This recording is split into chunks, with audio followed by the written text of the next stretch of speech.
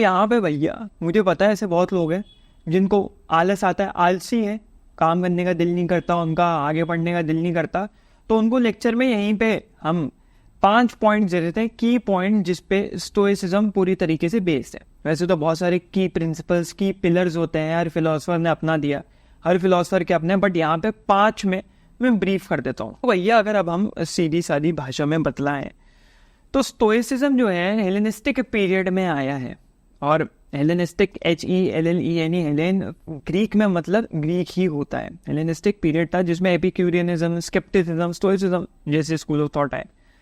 और ये time period था अलेक्जेंडर द ग्रेट 323 BCE से लेके battle of Actium which is 31 BCE, इसके बीच में जितना जो भी चीज़ें हुई, जो भी स्कूल ऑफ थॉट आए, उसको हेलेनिस्टिक टाइम पीरियड कहा जाता है। सबसे पहली चीज स्टोइसिज्म में एक आता है डाइकोटमी ऑफ कंट्रोल, कि जिस दिन मेरे मित्र तुमने ये रियलाइज कर लिया कि तुम्हारे हाथ में क्या क्या चीजें हैं, तुम्हारे हाथ में क्या क्या एक्शंस है, जैसे तुम्हारे थॉट्स हो गए, रिएक्शंस हो गए, और क्या तुम्हारे हाथ में नहीं है। जैसे हमने पढ़ा ना भैया, ये राजू बाबा जो अपनी वो कॉफी दे रहा, हम उनको राजू बाबा इसलिए बोल रहे हैं क्योंकि उनको इतनी गाली पड़ी लेकिन फिर भी उन्होंने अपना काम मेंटेन किया और कॉफी तमीज के दायरे में दी। तो एक्सटर्नल इवेंट्स या ऐसे इवेंट या ऐसे एक्शन दूसरे लोगों के जो आपके कंट्रोल में नहीं है, वो होता है डाइकोटमी ऑफ कंट्रोल, जिसमें एप्लीकेशन इसका सिंपली होता है कि आप लेट गो कर पाते हो, या चलो जाने देते हैं, कोई बात नहीं,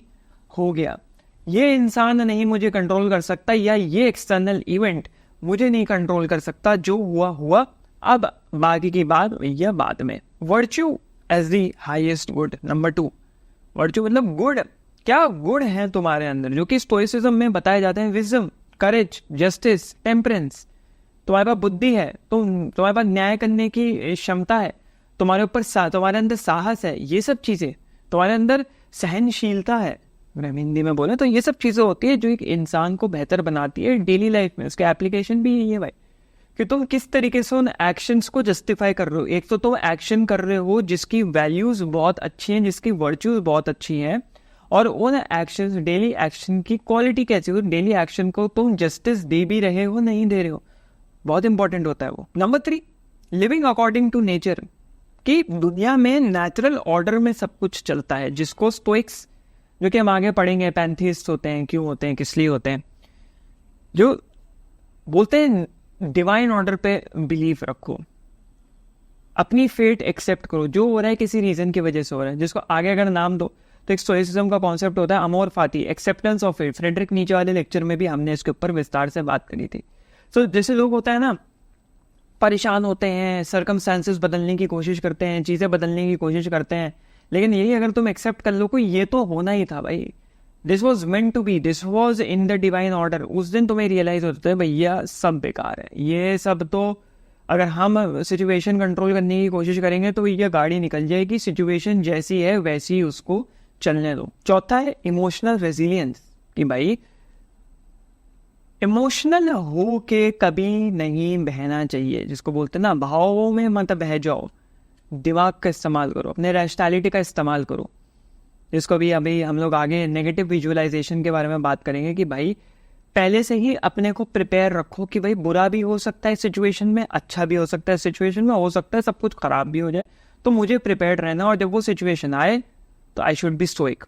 फॉर एग्जाम्पल, हमारे माता पिता हैं, उनकी एक वक्त उम्र होगी और वो इस दुनिया में नहीं रहेंगे, वो होना है, वो डिवाइन ऑर्डर है, वो फेट है, मौत आएगी आएगी हमारे पेरेंट्स की, लेकिन हम लोग अगर जिंदा रहें, ठीक है, उनसे पहले हम ना निकल पड़े, बट हम लोग अगर जिंदा रहें तो हमें वो एक्सेप्ट करने की अंदर में ताकत होनी चाहिए। दैट इज अमोर फाती, और दैट इज इमोशनल रेजिलियंस, कि तुम इमोशंस में नहीं बह रहे हो, यार ये क्या हो गया, ये क्या हो गया, रैशनली ये होना था भाई, मौत तो सबकी आती है, एक ना एक दिन आनी थी, आ गई, हुआ, पूरा हुआ, लेकिन कोई बात नहीं, आगे बढ़ते हैं।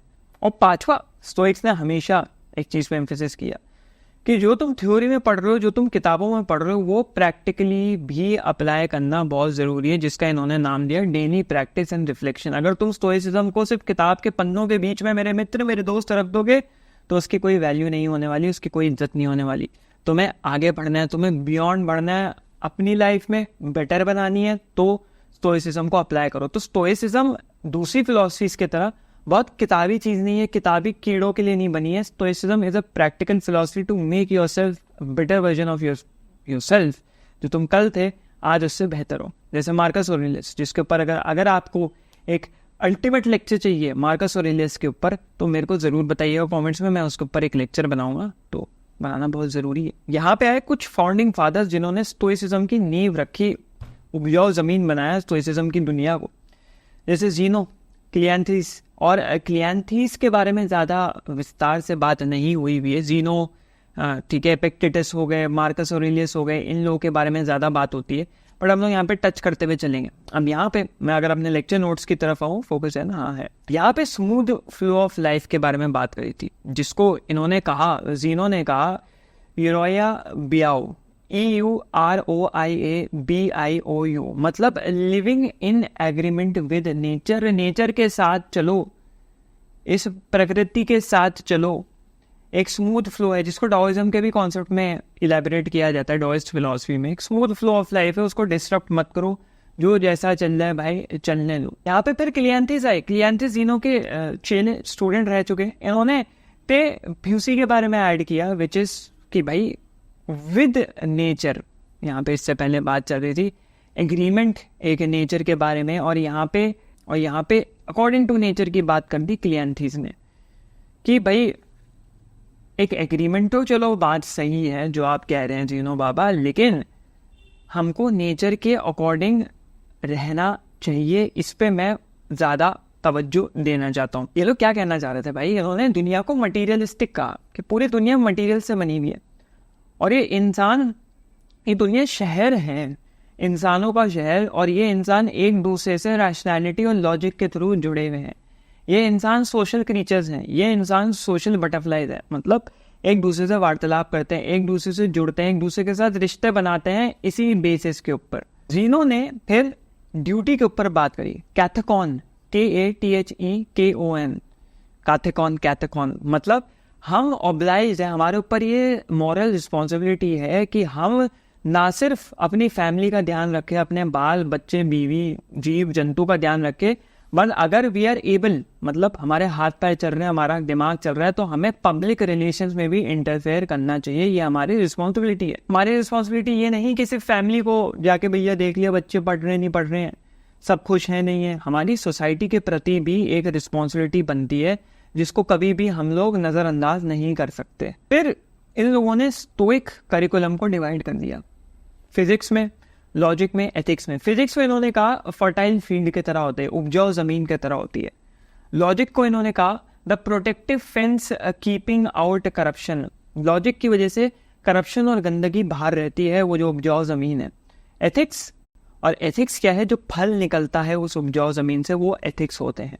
मतलब कि जब फिजिक्स को तुम लॉजिक में मिला दोगे, उस एक्शंस को जस्टिफाई करने वाली चीज़ क्या होती है, वो होते हैं एथिक्स। ये एक्शन सही है या गलत है, ये होना चाहिए था नहीं होना चाहिए था, या ये हो रहा है तो क्यों हो रहा है, किस लिए हो रहा है, वो होते हैं भैया एथिक्स। तो 3 पार्ट्स में डिवाइड कर दी, फिजिक्स, लॉजिक और एथिक्स। इन्होंने पैंथिज्म का कॉन्सेप्ट दिया। अब पैंथिस्ट कौन होते हैं, जो ये कहते हैं कि गॉड, ब्रह्मांड और गॉड दोनों सेम चीज़ें होती हैं। गॉड में ब्रह्मांड है, ब्रह्मांड में गॉड है, वो दोनों को तुम अलग नहीं कर सकते। अब यहाँ पे इन्होंने उसको इलैबोरेट करते हुए कहा कि हम सबके अंदर एक डायमंड है, DAIMON, और हम लोग इंडिविजुअल लेवल पे, मतलब समझ लो कि इंडिविजुअल जो नेचर है वो यूनिवर्सल नेचर से जाके कनेक्ट होती है उस डायमंड के थ्रू, जिसको एक इनर जीनियस का नाम दिया, एक इनर पर्पस का नाम दिया, कि इस इनर पर्पस की वजह से हम जुड़े हुए हैं। हम सबके अंदर एक आग है, और उस आग की वजह से हम आपस में जुड़े हुए हैं, और उसी आग की वजह से हम द डिवाइन से जुड़े हुए हैं। तो ये इनका व्यू था गॉड के ऊपर। फिर स्टोइसिज्म में सबसे बड़ा सवाल कि भाई स्टोइसिज्म पढ़ ली, हैप्पीनेस कैसे आएगी, हमारे अंदर हैप्पीनेस भी तो आनी चाहिए। इन लोगों ने बोला हम आपको जवाब देते हैं, जब तक तो हारमनी में चल रहे हो, इंडिविजुअल हारमनी एक तरफ है और एक तरफ यूनिवर्सल हारमनी है, तब तक हैप्पीनेस आएगी। जहाँ इन दोनों के बीच डिफरेंस क्रिएट हुआ, इन दोनों के बीच कटाव आ गया, खटास आ गई, वहाँ मिजरी आ जाएगी। तो अगर तुम्हें अच्छी लाइफ जीनी है, एक हारमोनियस लाइफ जीनी है, एक स्मूथ सेलिंग और अच्छी ज़िंदगी जीनी है, तो भाई live according to the nature, nature के फ्लो के साथ चलो। नेचर के फ्लो को तोड़ने की कोशिश करोगे तो मिजरी आएगी। जैसे एग्ज़ाम, इम्तिहान देना तो ज़रूरी है ही, हम इम्तिहान नहीं देना चाहते, अब इम्तिहान देना तो ज़रूरी है। अब 10वीं 12वीं कक्षा के एग्ज़ाम नहीं दोगे तो भाई परेशानी में फंस जाओगे। नहीं दोगे तो क्यों परेशानी में फंस जाओगे? तुम्हारे पेरेंट्स के साथ कलेश होगा, तुम्हारे साथ खुद से कलेश होगा कि मैं आगे क्या करूँगा। तो इससे अच्छा तो एग्ज़ाम दे दो, फेल हो गए देखा जाएगा, पास हो गए तो वही बढ़िया ही बढ़िया। अगर ये क्लिप अच्छी लगी हो तो बहुत ज़रूरी है सब्सक्राइब करना, और अगर इससे रिलेटेड और पूरा लेक्चर देखना है तो फिर यहाँ या यहाँ कहीं पे भी वीडियो दिख रहा होगा, उसको क्लिक करो और मेरे मेन चैनल पे पूरा लेक्चर देख लो।